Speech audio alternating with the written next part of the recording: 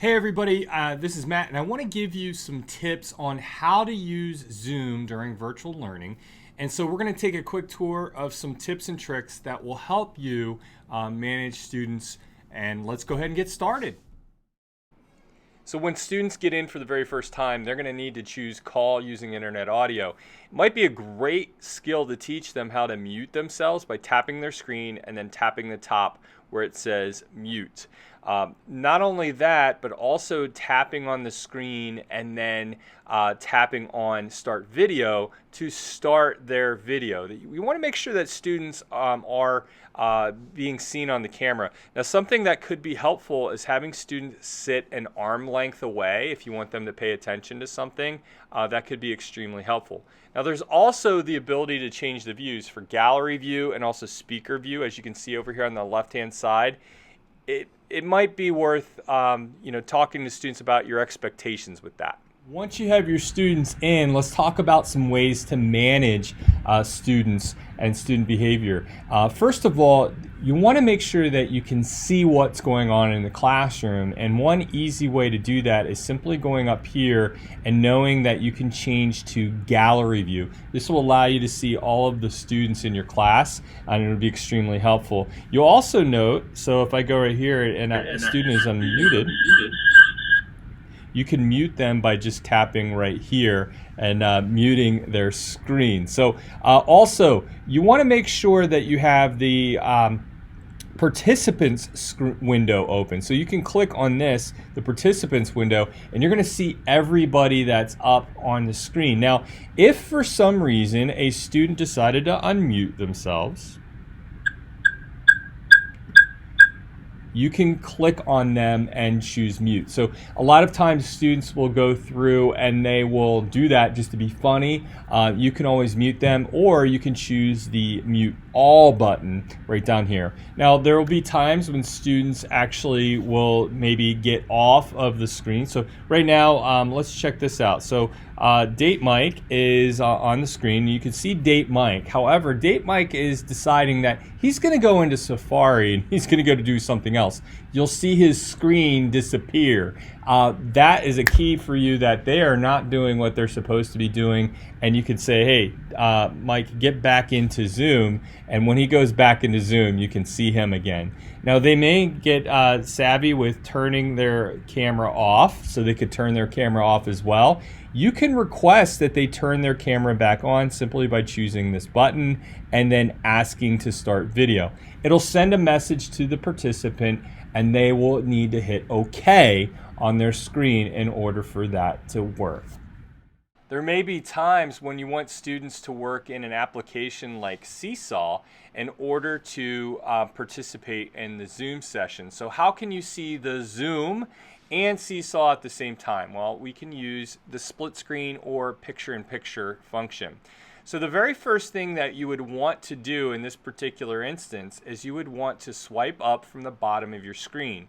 Then you'll want to make sure that you hold Zoom down for just a second and just drag it up on your screen. So just click and drag it up and let go, and now you'll be able to see your teacher. The best part is at the top of your screen, you're going to see a little dot, that's gray dot. You can move things back and forth so that you can see the document ahead of you. Now, applications like Seesaw will allow you to do this picture-in-picture. But let's say that you want to work on an application like Safari or some other web-based program. You can still do the same thing by swiping up and then moving Zoom and moving it up. But watch what happens. If you click it in the corner, it will split screen. So you can see both screens at the same time. Now, this works great with web-based applications. You'll notice that there is a dot in the middle, which you can then use to swipe left or right to adjust the screen. Safari is a great program that does this. Even many of the Google applications do it as well. Unfortunately, this is not available for Seesaw. Seesaw, you got to do the picture over picture. What if you want to get all your students back to Zoom? No problem. Just simply take that middle button right there, that gray button in the middle of your screen, tap it and swipe it over to the left. Now students are going to be able to see Zoom and nothing else. Another helpful tool could be using the chat feature on Zoom. Let's take a look at what that might look like. So right here you have the chat and it'll pop up on your screen. You can go ahead and you type in a message to your students and then click enter and it'll send it right to them. So let's see what it looks like on a student's side. All right, so here's our student, Date Mike, and what he's gonna do is he's gonna see the message pop up on the screen. He can tap on it to see the chat, or he can just close out and tap on his screen and go up to the top right-hand corner where the dots are and choose chat. He can also see it there. So chat can be really fun for kids, but sometimes they may get carried away and chat with one another. So something you can do to bypass that is you can simply go right down here to these three little dots and you can choose so that participant can only chat with you, the host only. Okay, so that should eliminate any conversations that are going on outside of your class as it's being run. So just keep that in mind. Other things to do to encourage participation is how do you know which students should go first, second, who should participate? So I would encourage you to have students maybe raise their hand. You could even have little notes like this to say, hey, make sure you raise your hand. Now you can see on my screen the text is backwards. However, on the student side of things, the software actually mirrors it and allows students to see that message. So doing things like that to encourage participation are extremely important. Or perhaps you say, Abby Joe, you're first, Date Mike, you're second, Trey, you're third. You could do that. Students also have some tools at their fingertips that they can use to participate and give you some feedback as well. So let's check out some of those tools. One of my favorite tools is this right here, the reactions, where you can have students put a thumbs up, they can tap up here and go like a heart, and it will appear on the teacher's screen. Exactly does it look like on the teacher end of things? So let's get a thumbs up from Date Mike. As you can see, it appears in the top left-hand corner of their screen. It does fade away after about 10 seconds. And as you can see, with the Date Mike example, it is all gone. Hey, did you know that students can also raise their hand in Zoom? They simply tap on the three dots and choose Raise Hand. You're going to see a hand raise right here on your screen if you're in gallery view, and then also over here in the chat. Now what you can do is you can actually click on lower hand, or you can double click here on the picture and lower hand. A great strategy that you could use is click on this button, Ask to Unmute, and something will pop up on the student's screen to then unmute themselves. This actually might be a better way to manage students talking in your class. Another thing you could do too is have students raise their hands, and that way you could then call on them by clicking on the Ask to Unmute. All right, so what if you as a teacher want to do some things and you want to share your screen? Like what sort of things could we do on our end if we want to share screens with the kiddos? So let's say for instance we open up Safari and we want to share something on Safari. Say for instance I'm going to go to Google and I want to share this. So I can simply go right down here to share screen, and when I click on share screen, I can share from my desktop. I can share from, I have Safari open right now and I have a bunch of other things. I'm going to go ahead and I'm just going to share my desktop, okay? So I'm going to go ahead and do that. And as you can see, I can navigate through and I can show kids a website. Okay, so what does that look like on the student side of things? Let's check it out.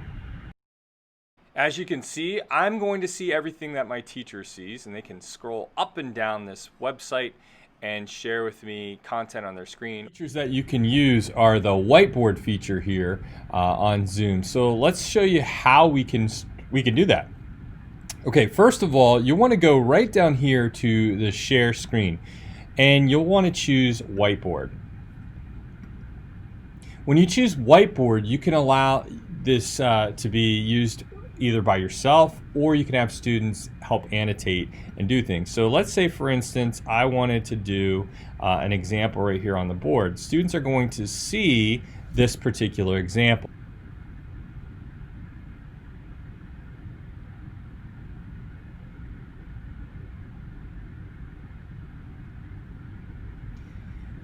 So students can go on their device and annotate as well. So you can see right here, here's an example of a student annotating things. Now what you could do is you could actually have a couple different options.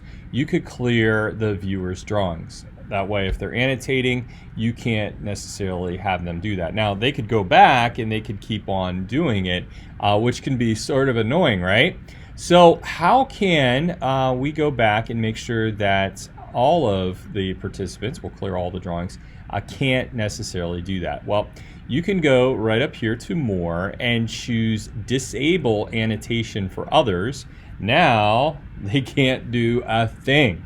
If you want that back on, simply go back to more and enable annotation for others, and that'll allow them to go through and do this. Now from time to time you may be trying to use these tools and you may close out accidentally, and how do you get those whiteboard tools back? Well, you just simply click right here on the whiteboard button and that will appear. Now if you want a different type of tool instead of this whiteboard, another option for you could be Jamboard. So let's take a look at Jamboard up here on your screen. So you're going to see this is Jamboard. You can go to jamboard.google.com to access Jamboard, and once again it has other tools on here, and so as you can see I have these tools.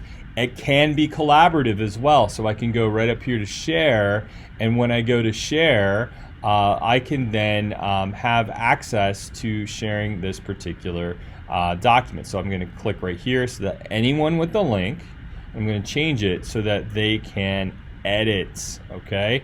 And then I can take this link, I can copy, and then I can paste it into the chat and have them access that. Now the beauty of this is that I can turn off that sharing access anytime I want, simply by going to the share button, clicking change, and then just changing it so that anyone with the link can only view. So that might be a great way for you to have collaborative types of work and conversations using Zoom. Helpful is to show your students how to use the screen sharing feature, which is especially important if you're maybe troubleshooting. So how do you set that up? Well, on Zoom itself, if you go down here to share screen and this arrow that's pointing up, you want to go to advanced settings, okay? So when you go to advanced settings, you can see it says who can share. You can say all participants can share, and then you can close out of that. That's the first step. Now I'm going to show you how the students can then share their screen on their end. Student sharing is very easy.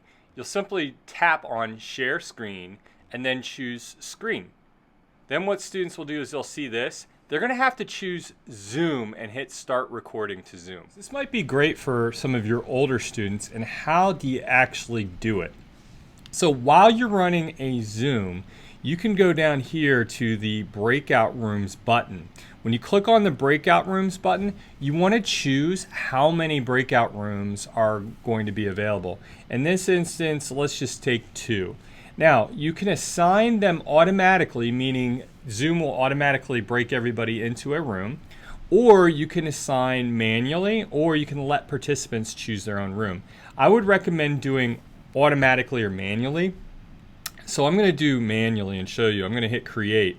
Now what we have is we have the different rooms. Now we can rename the new rooms by clicking on rename here if you'd like.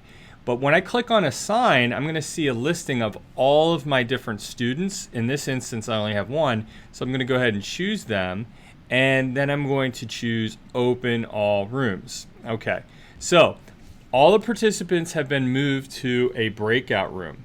And so what you're going to see here is you're going to see that all these breakout rooms are available. Now, what I can do is I can broadcast a message to all of my students, typing in a message in the chat saying, hey, 5 minutes left, 6 minutes left. I can also visit each room as well, so I can hit join. And when I hit join, I can then say, yeah, I want to go to room 2. It's going to allow me to then join that particular room. If I want to leave that room, I just simply click right here and I leave the breakout room. Okay, then I go back to the main classroom, and then what I can do is I can actually go into my breakout rooms. Once again, I could go to room number 1 if I wanted to join number 1. The great thing is that you can hit close all rooms, and what will happen is it'll actually send a message to participants that they have 60 seconds to get back into the room. And so I can go through and I can then have class once everybody's back. So I'll be able to see everybody back on my screen once they repopulate. And that is how you run a breakout room. Helpful tools and tips for you when you're working with Zoom, especially if you're using the desktop or MacBook version of it. So if you would like to turn features off over here on the side, you can always click on that icon and it'll disappear. So as you can see right here, I have share screen and participants away. I'm going to leave that participants tab open just so I can see what's going on there. The other thing that you might want to get familiar with is right here, the security settings. When you are using the security settings, you'll notice that you can allow participants, if there's a check mark next to it, they're allowed to do that. So if you don't want participants to share their screen, you can uncheck it. You can also go right here where they can't chat or they can't rename themselves. Even this, unmuting themselves. So if you're having problems with students constantly interrupting a class, you can uncheck this and then you can go to mute, and you can mute all of your participants, and that way they can't unmute themselves and maybe disrupt your classroom. If they do have a question or something like that, they can use the raise hand feature, and then you can unmute them to allow them to be able to talk. So that might be a great tool to use if you're noticing that things are getting a little bit disruptive. So hopefully you found that helpful as you navigate through Zoom. You know, the big thing is just run it like your classroom, like you typically would, with setting expectations, enforcing those expectations, and giving consequences when needed. And also just look for ways to engage students. Get them involved, whether it's through adding something in the chat, adding something through a comment, or using another application. But the whole idea is to make sure that you're just using these tools the best way that you can, and sometimes a challenging situation. So thank you for all that you do. And if you have any questions at all, feel free to reach out.